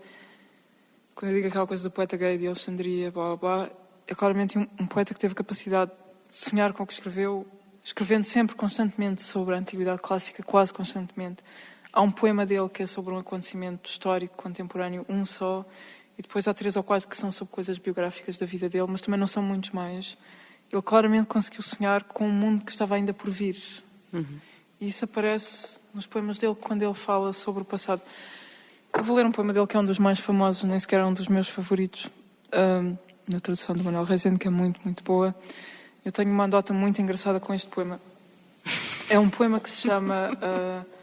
é um poema que o Leonard Cohen fez uma música deste poema. A música de Leonard Cohen chama-se Alexander Living. E é um poema sobre o general romano António em Alexandria, quando ele é derrotado na Batalha de Ácio, e baseado em Plutarco, que era um historiador romano, que conta a história da derrota do António. Ele imagina o momento antes do António, que era o amante da Cleópatra, o último amante da Cleópatra, abandonar a cidade. E eu tenho 2 histórias com este poema. Uma é muito engraçada e tem a ver com futebol, o que vai no espírito do dia, que é... A nossa concorrência. Exatamente, da nossa concorrência, o que impediu as 60 mil pessoas de quem eu estava à espera de aparecerem. Em 2018 eu estava em Atenas, eu estava a fazer pesquisa no arquivo do Cavafi, e estava a ver o Mundial de Futebol, e eu estava com um bando de pessoas que estava a estudar Cavafi todos os dias, e saímos à rua para nos livrarmos do Cavafi, e estava a ver um jogo de futebol que era a Inglaterra contra não sei quem, mas é o jogo, eu não me lembro se era o Euro ou se era o Mundial 2018, é o jogo em que a Inglaterra é eliminada. E o locutor de rádio, em grego, grita o título do poema do Cavafis, e o Deus abandona António, que é a metáfora para dizer que pronto, a sorte acabou e eles foram derrotados, que é uma coisa que o poema... Portanto, saímos para escapar ao Cavafis e não aconteceu. E a outra coisa é que há um amigo meu que ele escreveu um ensaio sobre este poema. E o ensaio, este meu amigo é um poeta, porque nunca ninguém que não fosse um poeta escreveria sobre este assunto, que é... o meu amigo tentou descortinar que peça de música exatamente é que o Cavafi está a falar neste poema. Qual é que é a música que o António ouve e que ele menciona. E durante muito tempo pensou-se que é uma descrição que o Shakespeare faz na tragédia dele, António e Cleópatra, das trupes que passam pela cidade e que aparece no Plutarco, e que a fonte seria o Plutarco. E este meu amigo, que é um poeta de Liverpool, tinha a teoria que não era nada disso, que o Cavafi, enquanto adolescente e na infância, ali entre a infância e a adolescência, ele viveu bastantes anos em Liverpool, e ele pensa que havia uns cortejos que passavam pelo rio de Liverpool e que estavam não muito longe da casa onde ele vivia, e que o Cavafis cresceu a ouvir essa música e que é uma evocação dessa música. E, portanto, o Deus abandona António é também a ideia de o Cavafis abandonar Inglaterra. E ele, na verdade, é muito engraçado, porque nos documentos que há da vida dele, uma das coisas que se diz é que ele falava grego com um leve sotaque inglês, porque ele tinha crescido em Inglaterra. E, portanto, o poema tem todos estes níveis de... Eu tenho de procurar no índice, mas é um dos primeiros, um dos que vai mais cedo. Vamos ouvir uma tradução do Manuel Rezende, que também esteve aqui no clube e que não nos cansamos de mencionar. E que é uma tradução magnífica, é uma das melhores traduções em qualquer língua que eu conheço deste poema. O Manuel era, de facto, muito, muito bom tradutor. Então, página 29. Ok. O Deus abandona António. Se, abruptamente, à meia-noite ouvires um tieso invisível a passar, com músicas divinas e algazarra, a tua fraca sorte, as tuas obras frustradas, os teus planos que afinal eram miragens, não os lamentes em vão. Como se há muito pronto, como um bravo, despede da Alexandria que te foge e, sobretudo, não te enganes e não digas que te mente o ouvido. Não consintas albergar essas ocas esperanças, como se há muito pronto, como um bravo, como cabe a quem merece tal cidade. Vai, chega-te à janela resoluto e ouve com emoção, mas não com os prantos e protestos dos cobardes. No último deleite, os sons lá fora, a divina toada do cortejo oculto, e diz adeus à Alexandria que vais perder. É um poema sobre a perda e sobre a alegria de ter conhecido o que se está a perder. Depois desta partilha tão bonita, não sei se alguém quer fazer alguma pergunta à Tatiana. Claro.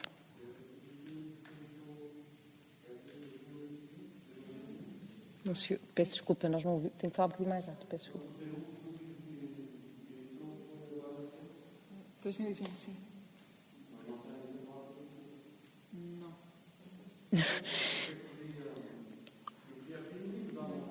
Já estávamos aqui a começar já uma... Isto é ótimo, é para isto que servem estas sessões, que é para começarmos a dar os exemplares. Provavelmente encontrar-se-á em algumas livrarias aqui da... Sim, eu penso que sim. Eu penso que se pode adquirir no site da poetaria. Talvez esteja na FNAC. Eu quase que garanto que o Xanguito tem as únicas 2 cópias que alguém... Na livraria incompleta. Na poesia incompleta. Na poesia incompleta. Sim, Fresca. É uma editora independente, mais... É nova também, é uma editora nova. Sim, recente. Mas na Poesia Incompleta, que é uma livraria maravilhosa, já agora fica aqui o conselho do Xanguito, que já a teve e depois deixou de ter e voltou a tê-la, provavelmente encontrará o livro da Tatiana.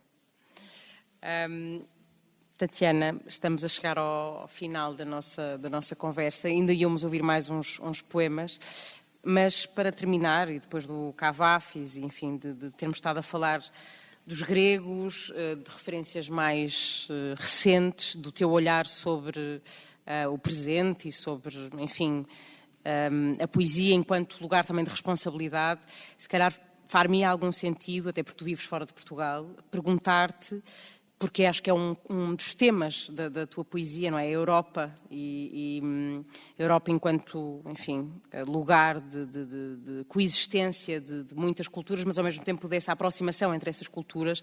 Como é que é o teu olhar hoje sobre a Europa? Tu pões isso em alguns poemas, por isso é que estou a perguntar, como é que é o teu olhar hoje sobre estes países, também sobre Portugal? Neste contexto específico é muito difícil dizer, não é? Porque de repente tudo mudou e tudo o que tu pudesses dizer ou pensar sobre isso tornou-se desatualizado. A pandemia vai acelerar muita coisa que demoraria muito mais tempo a acontecer e vai pôr fim a outras que talvez pudessem continuar. A Europa é um lugar perturbador. Em teoria é o continente mais antigo e simplesmente não é verdade. Mas eu acredito que é um bom continente para se viver, que tem uma diversidade extraordinária, que apesar do peso de toda a tradição da qual não te consegues libertar, que é um lugar fértil e continua a ser um lugar fértil, e é o meu continente, apesar de tudo.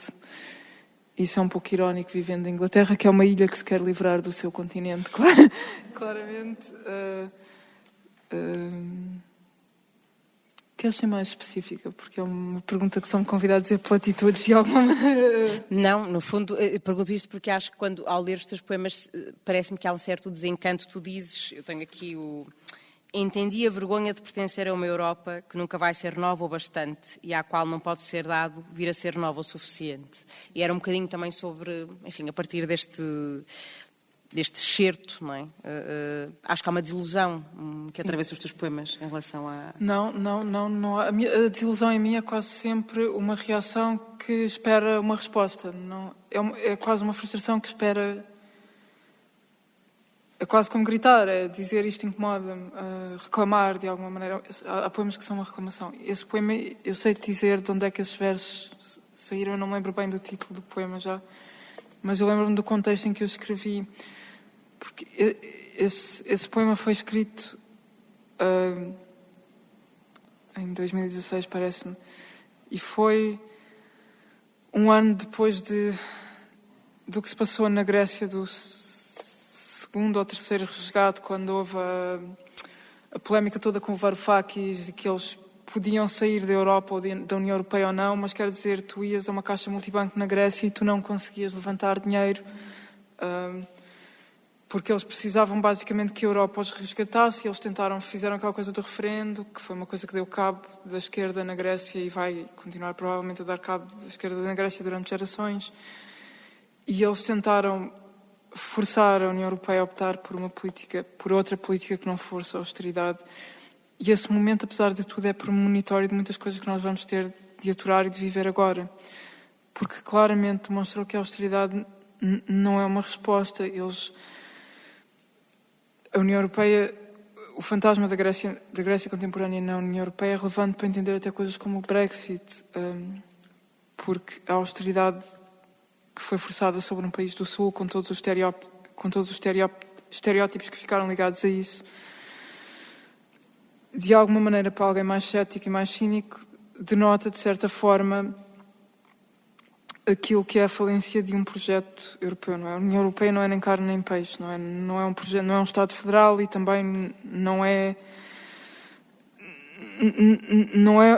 simplesmente uma união de Estados, é qualquer coisa que é muito mais do que isso e que nos dá, de alguma forma, uma identidade comum e que é vital para países como o nosso, que são democracias recentes e que, de alguma forma, nos tornou Estados contemporâneos, em certo sentido. Isso é muito visível no caso da Grécia, que tem uma história bastante sangrenta de guerra civil que nós não tivemos na sequência de uma ditadura. Eu estava profundamente triste porque, de alguma maneira, é o meu outro país, talvez até paradoxalmente um pouco mais do que a Inglaterra. Eu amo a Inglaterra como o Byron amou... Eu amo a Grécia como o Byron amou a Grécia, e o meu amor por Inglaterra é filtrado pelo amor que os ingleses têm, com toda a sua ambivalência com os gregos, de alguma maneira. Mas foi um ano profundamente triste. E uma coisa que eu me lembro muito bem, para concluir rapidamente, porque eu falo que me farto, é que, e isso é um daqueles momentos de retrospectiva histórica, claramente, é que eu lembro-me do Alexis Tsipras, que era o primeiro-ministro da Grécia na altura. Ele foi ao Parlamento Europeu quando ele tem de correr com o ministro das Finanças dele, que é o Varoufakis, que é claramente o pato bravo do governo dele, e que ele tem de cair e que eles têm de aceitar o resgate e aceitar a austeridade. E eu lembro-me dele ser entrevistado pela Reuters à entrada dessa reunião, que é quase uma espécie... É humilhante, em certo sentido, porque ele vai trair o mandato que tinha...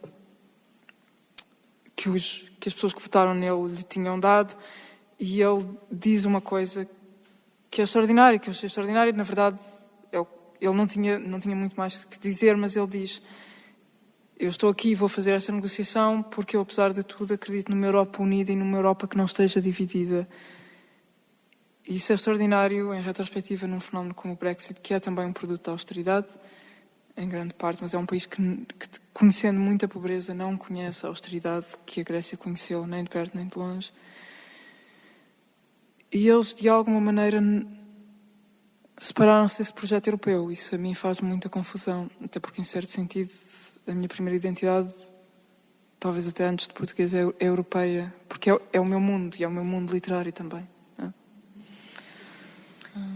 Obrigada, Tatiana. E ouvíamos então mais 2 poemas para terminar, da Tatiana Faia.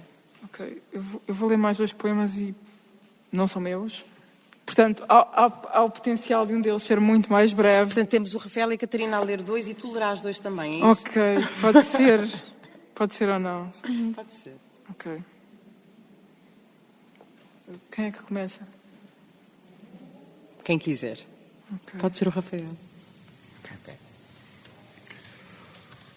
O rapaz cortado ao meio. O corpo carrega consigo a memória da casa. Carrega-a num recesso secreto na parte mais interior do osso do calcanhar. Como pisou primeiro o chão ao entrar na casa, é aí que se sente mais profundamente. Esta memória não pode ser evitada, e das muitas casas possíveis, o corpo alega que esta é aquela que lhe pertence. Distrai-se a sonhar as janelas altas, as luzes da cidade acesas na noite, os livros bem arrumados até ao cimo das estantes, o tapete com a mancha de vinho, o gato a dormir no sofá, a barata no lavatório da casa de banho, a cama onde se deitaram juntos. O corpo lutou como um atleta. Não podia apreciar completamente o modo como a casa se enterrou nos pulmões, como lhe alojou um nódulo na garganta. O corpo que transporta a casa é o único que pode morrer. Carrega a casa no calcanhar porque o peito é muito sobrevalorizado. Falta-lhe um ângulo sobre-humano. O calcanhar, o território de Aquiles. O bebê Aquiles, segurado pelo calcanhar, mergulhado no estige, o som de um grito afogado nas águas. O seu corpo frágil a espernear. Tão fácil deixá-lo morrer já antes de tudo. Um filho mortal. É difícil prestar atenção a todos os pormenores, a tudo o que ainda vai correr mal. Este filho, na verdade o único, é uma bomba relógio. Carrega consigo a semente da sua própria morte. À parte as complicadas questões que sucessivamente unem e separam mães e filhos. Isto é o que eu nunca vou entender. O que lhe podia ter ensinado eu? Levei-o comigo para os jardins, o rumor dos seus passos hesitantes não se erguendo acima do rumor das fontes. Frágil, mas iniciando-se nas primeiras manhas. Penso, este filho vai morrer e é uma mácula. É aqui que percebo que a casa está viva acima do pulso, da minha força, que vai enlouquecer mal este tempo par. Como é frágil ele. O pai tolera-me. Descendo até ao mundo dele, atravessando o muro da casa, a estrangeira sou eu. Podíamos cortar o rapaz ao meio. E dividido ao meio, nenhum de nós o ia entender. Ele vai ensinar-nos a lição mais difícil. Nenhuma educação o pode explicar. Ele cresce tão rapidamente. Com um vagar sorrateiro inclina-se para o pai. Para mim há tempo.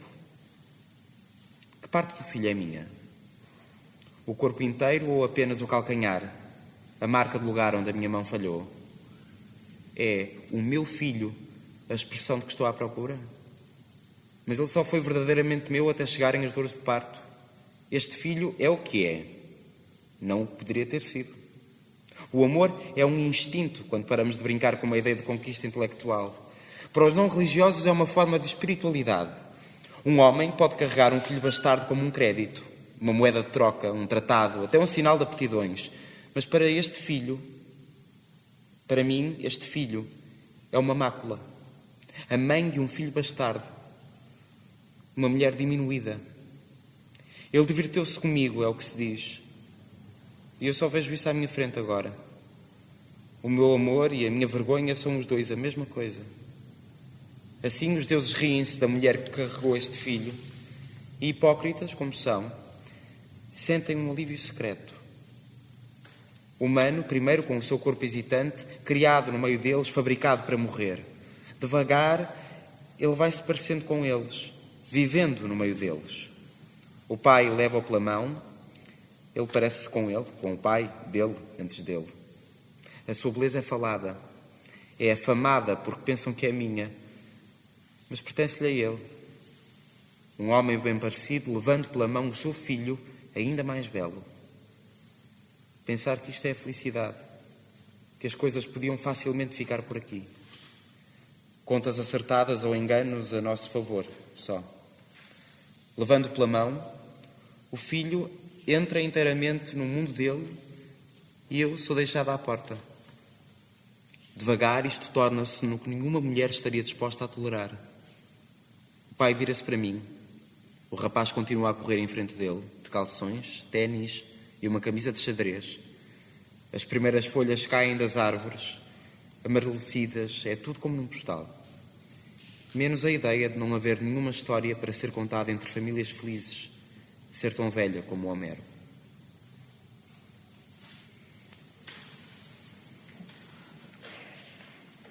António Gamoneda. Para os dois Joões, Bosco e Moita. Ao fim de 5 copos de vinho, eu queria ser um poeta da contenção, daqueles que escrevem poemas de 6 linhas com reviravoltas brutalmente inteligentes nos últimos 4 versos do enredo. Mas o que torpor alcoólico não resolve, há de o mundo esmurrar até que a voz te doa na garganta, até que te doa falar de certas pessoas, proferir certos nomes de certas pessoas, de alguns lugares até, que o que me dói seja a mais insignificante, mas mais nuclear partícula da galáxia do meu amor. E com a paz dos que são derrotados pelo cansaço, eu possa por um instante pousar a mão contra uma têmpora e dizer: perdeu-se precisamente esta parte do corpo onde não entra a presença de espírito. Mas o corpo é uma peça e um mapa, e a corda de um instrumento que só pode ser estendida até um ponto máximo de pressão. E este general tem de marcar com os seus alfinetes que territórios são para ser conquistados, e o que desaparece agora nasce com o sol e derrama-se num voo a pique sobre a tarde. Plana ao alto, sem que lhe possa dar um título que me deixe acreditar que me posso escapar com qualquer coisa. E então eu ia querer dar a um homem o nome de Libro del Frio, mas não sinto que tenha autoridade para pensar no medo e na luz diante dos olhos, na precisa interseção do medo e da luz, diante das vinhas abrasadas pelo inverno, quando a familiaridade das árvores deixa de existir e com isso o mundo deixa de ser familiar. E há de haver em algumas destas casas, marcadas para o Ano Novo e para a Páscoa, alguém que, como eu, não possa amar nem a desaparição, nem a ideia de perda em abstrato, mas antes alguns objetos de uma dor digna de confiança, os objetos de uma perda com rosto humano, as pequenas coisas que despontam todos os dias e trabalham para um ressurgimento na dicção desajeitada e sem ritmo da percussão de um tambor que viaja através do ar eletrificado na longa noite de inverno, onde a flor do sono está ainda a arder. E há uma mulher de ombros nus, escondida entre os lençóis, e inventários de pequenos arrependimentos, coligidos em velhas molduras em todas as moradas, na força de todas as imagens que continuam a viver para lá das muralhas. Oxford, 29 de dezembro de 2017. Agora, para terminar, vamos degladiar as duas. Eu leio um bocadinho do acordo e tu terminas. Vou ler este texto, só mesmo para terminar, estamos para lá do nosso tempo, mas porque a Tatiana me falou dele e, enfim, me disse que haveria até uma história a contar sobre ele, mas já não temos tempo para isso, mas de qualquer das formas há uma graça em ler este texto hoje aqui e, portanto, e também é a dimensão contista da Tatiana. O acordo, são excertos, não vou ler o texto na íntegra. Penso que estariam umas 200 pessoas no auditório, era uma tarde de junho, e adquiri o meu bilhete com 2 meses de antecedência. O bilhete foi-me enviado por correio, tinha 2 faixas azuis horizontais em cada extremidade, o símbolo da instituição que ia acolher o escritor, a data e hora do evento, a palavra leitura por baixo do nome do escritor, mas sem qualquer indicação do que seria a leitura exatamente. No auditório estava bastante calor e quando chegámos estava praticamente lotado. O auditório claramente não estava equipado para lidar com o calor. Era o fim da tarde e só conseguimos arranjar um lugar numa das últimas filas. À última hora, tinha convidado uma amiga para vir comigo, ao que ela acedeu com boa vontade. Penso que houve nisto alguma generosidade, uma vez que a convidei para vir comigo apenas 1h30 antes do início do evento, do nada, e ela não tinha qualquer interesse particular no escritor, nem nunca havia lido qualquer livro dele, nem eu sequer. Tinha comprado os bilhetes para o meu companheiro, ele sim, um leitor ávido do escritor, mas tinha-o feito com os tais 2 meses de antecedência e ele estava demasiado cansado naquele dia para ir, preferindo ficar em casa. Eu e a minha amiga combinámos encontrar-nos à porta de uma das principais livrarias da cidade, essa mesma, na esquina da Corn Market com Broad Street, provavelmente o ponto de encontro mais conveniente de toda a cidade, onde toda e qualquer pessoa que passe mais tempo nesta cidade do que o de uma mera estadia turística acaba inevitavelmente por ver-se na situação de aí esperar por alguém, ou ser esperado. Namorados com ramos de flores, executivas de saias justas, homens de negócios de gabardine e chapéu espiando nervosamente o relógio, académicos de caderno Moleskine debaixo do braço e canetas enfiadas no bolso da camisa, a trupe de esperadores varia consoante a hora do dia. Tenho de confessar que tinha visto, e até conhecido, vários escritores antes deste, e que, não conhecendo nada da obra, apenas a reputação, as minhas expectativas eram imprecisas, a minha curiosidade não muito elevada. É até possível que eu não tivesse qualquer curiosidade em particular. Uma caminhada de 30 minutos separava aquele ponto em Broad Street do local onde, sensivelmente daí a 45 minutos, o escritor daria início à sua leitura. Eu gostaria de chamar a atenção para o facto de que todo o conceito de encontrar um escritor que se preparava para ler, para mais ler o que eu inferi seriam excertos da sua última obra, era para mim objeto de algum incómodo, para não dizer mesmo de suspeita intelectual. De alguma forma, o conceito parecia-me invasivo. Que tipo de pessoa pode apreciar o espetáculo vagamente atroz de um escritor a ler?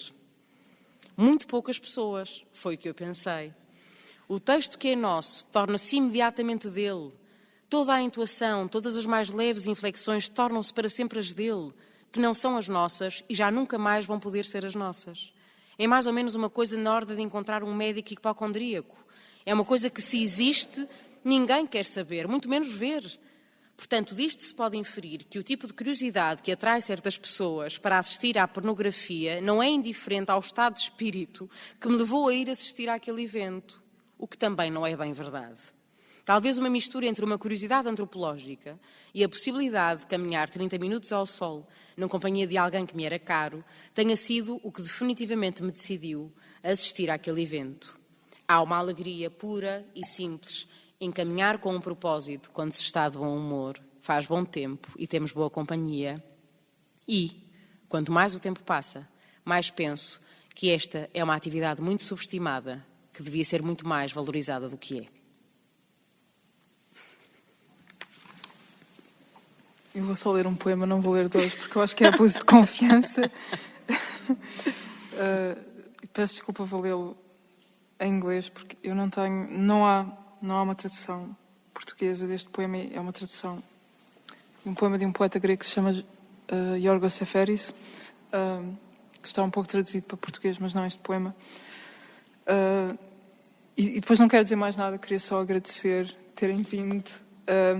E a piada com assistir à visão de mim a ler este poema é que eu normalmente não consigo ler este poema. Eu acho que boa parte das pessoas... Peço desculpa, não é um poema particularmente interessante, mas há a parte engraçada de que eu normalmente não consigo chegar a meio deste poema sem começar a chorar. Portanto, eu queria ver se conseguia, desta vez, depois de várias sessões de me vacinar contra ele, tentar lê-lo sem essa humilhação pública, sem passar por essa humilhação pública. E se falhar, podia explicar um pouco uma ou duas coisas acerca do poema. Ele foi escrito pelo Seferis, que é um dos prémios Nobel da literatura grego. Seferis era um diplomata de carreira e é alguém que viveu numa situação bastante peculiar. Ele perdeu a primeira casa dele numa troca de populações que houve entre a Turquia e a Grécia em 1922, e a cidade onde ele vinha foi completamente destruída, Esmirna. E ele ficou para sempre com o fantasma. Ele é alguém que viveu uma vida próspera e interessante, apesar de ter vivido durante a Segunda Guerra. Mas ele ficou para sempre com o fantasma da perda desta casa, e este poema é um pouco sobre essas coisas que se perderam. E é um poema que ele escreveu em 1936, quando se torna um poeta a sério, quando já tinha escrito o primeiro livro importante dele. Parece que ele arruma aqui qualquer coisa. Então, A Word for Summer. We have returned again to autumn. Summer, like a notebook that has tired us with writing remains full of erasures, abstract scribblings on the margins and question marks. We have returned to the season of eyes that gazed in the mirror beneath the electric light. Lips compressed, and the people, strangers, to rooms, to roads, under the pepper trees, while the headlights of motor cars kill thousands of pallid masks. We have returned. We always set out to return to solitude, a handful of earth in our empty palms. And yet, I have once loved Singros Avenue, the double rocking of the wide road that would leave us miraculously by the sea, the everlasting sea, to be cleansed of our sins.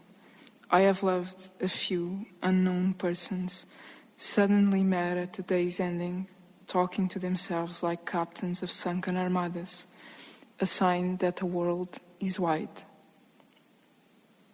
And yet, I have loved these very roads, these columns, no matter if I was born on the other shore, near rushes and reeds, islands where there were wells in the sand that a rower might quench his thirst, no matter if I was born by the sea, which I wind and unwind in my fingers. When I am tired, I no longer know where I was born. There still remains the yellow, distillate summer, and your hands touching Medusae on the water, your eyes suddenly unveiled, the first eyes of the world and caverns of the sea, bare feet on the red earth. There still remains the blonde and marble youth, summer. A little salt dried up in the hollow of a rock, a few red pine needles after the rain, scattered about like tattered fishing nets. I do not understand these faces. I do not understand them. Sometimes they imitate death, and then again they shine with the lowly life of the glowworm, with an effort at once restrained and desperate compressed between two wrinkles, and two soiled coffee house tables. They kill one another, they decrease, they stick like postage stamps to the window panes, faces of the other tribe. We walked together, we shared bread and sleep. We tasted the same bitterness of parting. We built our houses with whatever stones we had. We took to the ships, we left our native land. We returned, we found our women waiting for us. But they recognized us with difficulty. No one knows us. And our comrades put on the statues, put on the bare and empty chairs of autumn, and our comrades slew their own faces. I do not understand them. There still remains the yellow, distillate summer, waves of sand receding as far as the last circle, a rhythm of drums, pitiless and endless, bloodshot eyes sinking in the sun, hands with the manner of birds cutting the sky, saluting the ranks of the dead that stand at attention, lost to a degree I cannot control and which commands me. Your hands touching the free wave.